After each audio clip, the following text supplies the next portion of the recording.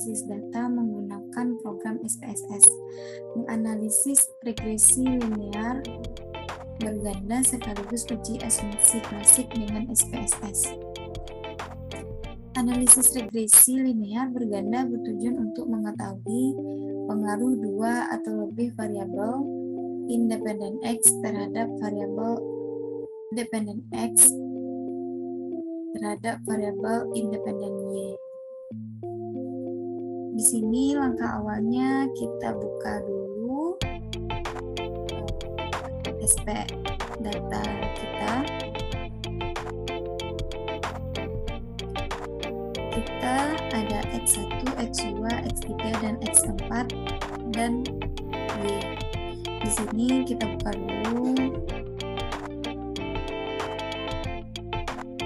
program SPSS-nya. Langkah awal yang kita awali yaitu kita buka dulu variabel view. Di sini kita bikin dinamnya yaitu X1,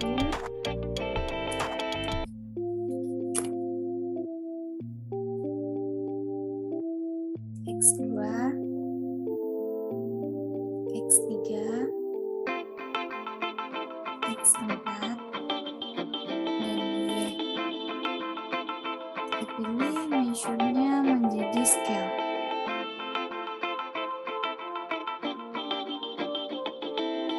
Nah, dari data kita tadi,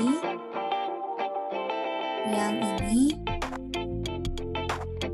data kita ini, kan di X3-nya ini ada 2 angka di belakang koma, dan yang lainnya tidak ada. Jadi yang di belakang yang 2 angka di belakang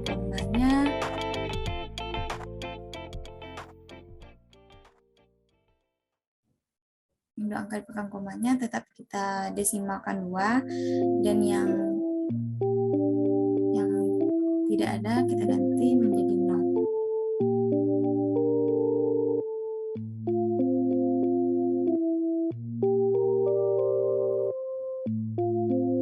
Nah, kalau sudah begini, kita buka data view. Nah, sudah ada X1, X2, X3, X4, dan Y. Di sini kita copy dulu data kita yang dari Excel tadi.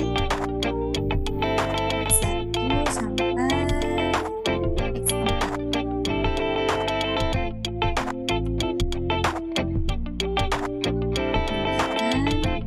Ke SPSS.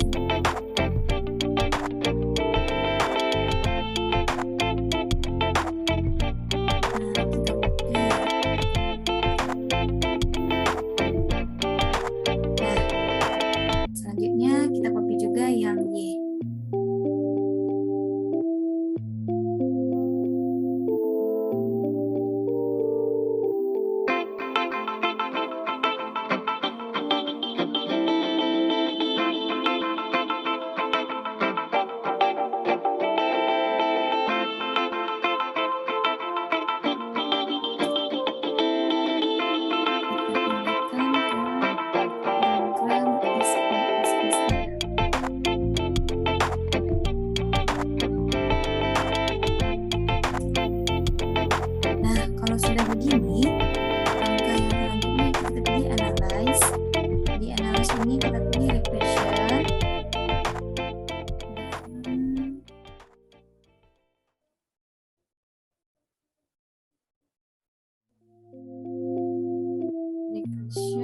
Dan linear.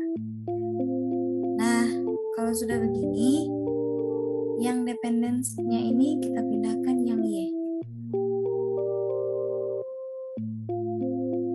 Kalau di independennya kita pilih X1, X2,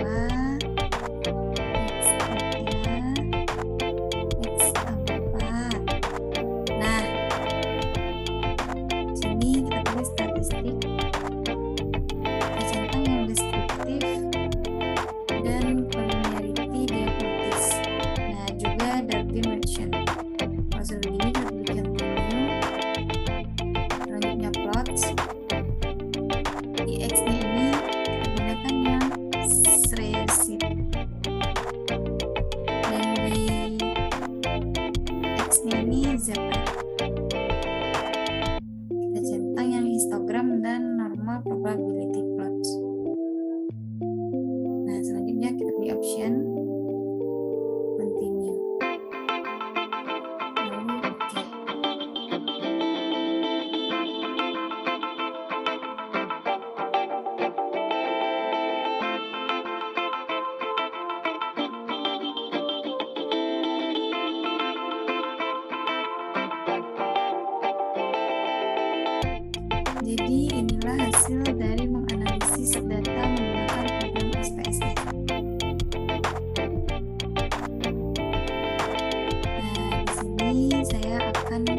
memaknai gambar dari hasil program SPSS kita ini.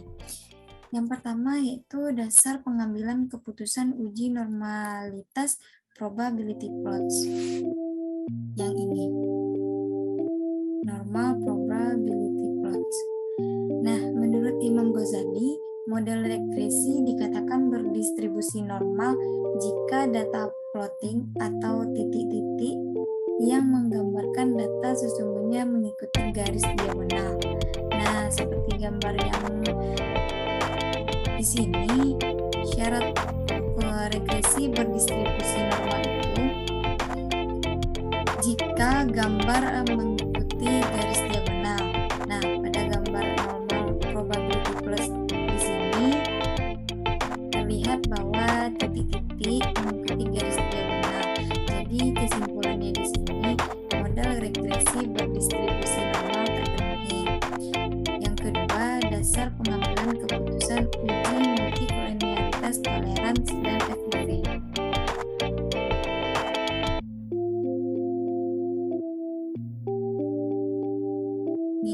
Tolerans dan FIV.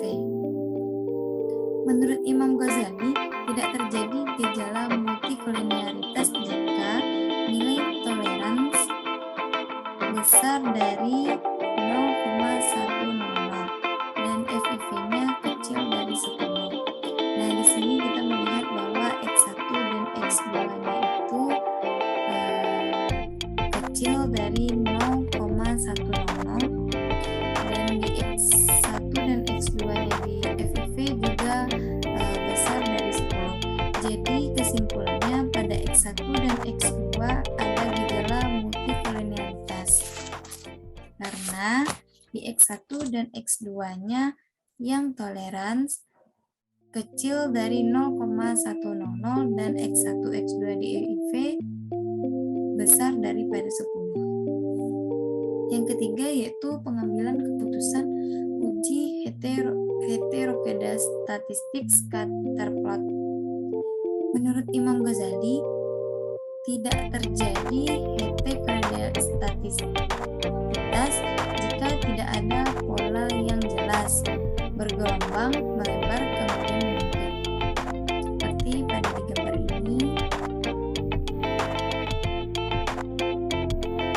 Nah, scatter plots di sini.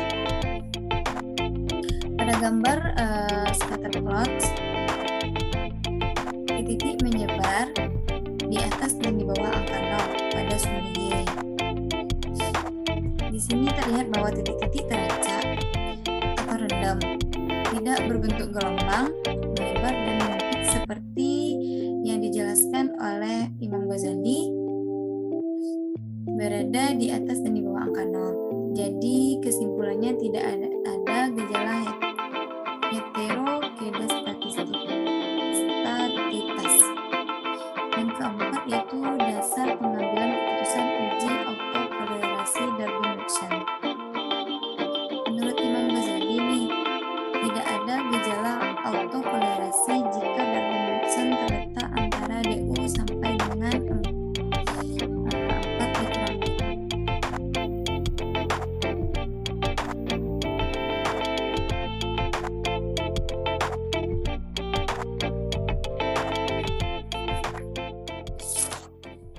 Nah, yang kelima, dasar pengambilan keputusan uji T parsial regresi linear perganda.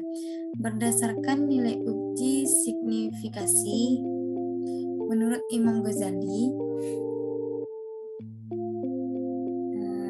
ini tabelnya ya, signifikasi dan T. Menurut Imam Ghazali, jika nilai sig kecil dari 0,5, maka artinya variabel independen X secara parsial berpengaruh terhadap variabel dependen Y. Jadi kesimpulannya X1, X2, X4, X1, X2, X3, dan X4 tidak berpengaruh terhadap harga saham atau Y karena X1, X2, X3, dan X4-nya ini lebih besar daripada 0,5. Yang keenam yaitu dasar pengambilan keputusan uji T parsial, regresi linear berganda berdasarkan nilai hitung dan T-tabel. Menurut Wiratna Sujarweni, jika nilai T hitung besar daripada T-tabel, maka artinya variabel independen X secara parsial berpengaruh terhadap variabel dependen